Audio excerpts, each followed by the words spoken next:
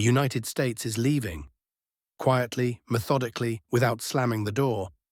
But Europe is increasingly being left on its own. Not long ago, the continent lived with the assurance that Washington would always be there, with military support, intelligence, logistics, and, most importantly, security guarantees. But now, in the Trump era, a new message is being sent. Europe, it's time to grow up. Time to pay your dues, not just in money, but in strategy. A recent Politico article hits Europe where it hurts the most. Without the United States, there's almost nothing left. Troop mobility, dependent on American airlift and naval capacity. Satellite intelligence, nearly fully controlled by Washington. Cybersecurity, without US assistance, Brussels is left with the illusion of protection. And these aren't just abstract fears, they are diagnoses made by experts from within Europe's own think tanks. Kimberly Kreiver from the Dutch TNO put it bluntly: Europe can move jeeps, but not tanks. There aren't enough platforms, no logistics, no infrastructure. Bridges are weak, tunnels too narrow, road signage not ready for wartime. This is the legacy of decades of peace, during which war in Europe seemed like a historical relic. But reality has dragged the continent back into a Cold War posture. And now it turns out Brussels has been playing a simulator, while Washington was preparing for an actual conflict. Now comes the pressing question: what if the Americans really do leave? Europe doesn't even have a cohesive strategy. Leaders talk of strategic autonomy, but still rely on US satellites and military bases. Internal fragmentation in arms standards, a lack of coordination between national militaries, redundant procurement plans, all of this paralyzes any initiative. Without the US, Europe wouldn't even be able to redeploy forces in time during a crisis. But the scariest part, the US isn't just stepping away militarily, it's exiting politically as well. Planned negotiations in London regarding Ukraine, possibly the boldest peace proposal to date, including recognizing Crimea as Russian, were abruptly called off. Why? Because of President Volodymyr Zelensky's rhetoric.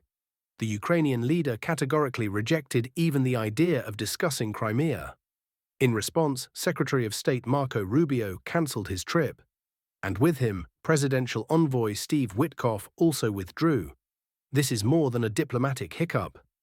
It's a message: if Ukraine isn't ready to even consider compromise, then the US won't negotiate on its behalf. It won't bend to Kiev's agenda. And it certainly won't jeopardize American interests for Zelensky's ambitions. Diplomacy isn't about rally speeches, it's about cold calculation. Trump and his team understand this, and they act accordingly.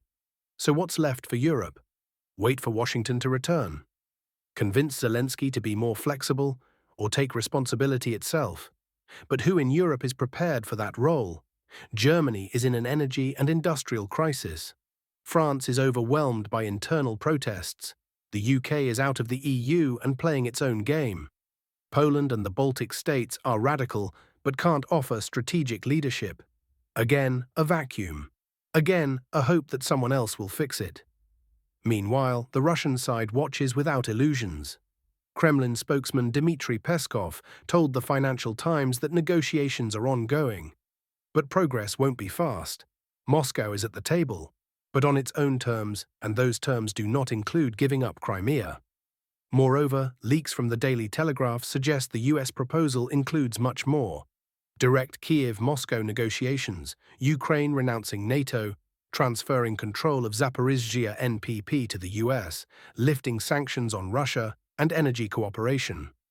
This is Trump's plan. A plan that offers a new security architecture, without US dominance, but with US mediation. Ironically, Russia and the US are now the two players most willing to strike a deal. Ukraine, out of the formula. Europe, confused. What was recently labeled propaganda or unacceptable is now becoming part of the real agenda. Crimea, Russian. Donbas, not under Kiev's control. NATO, not expanding. It's all being discussed, and judging by Kiev's reaction, with enormous internal pressure. Europe now finds itself not as a participant, but as a bystander.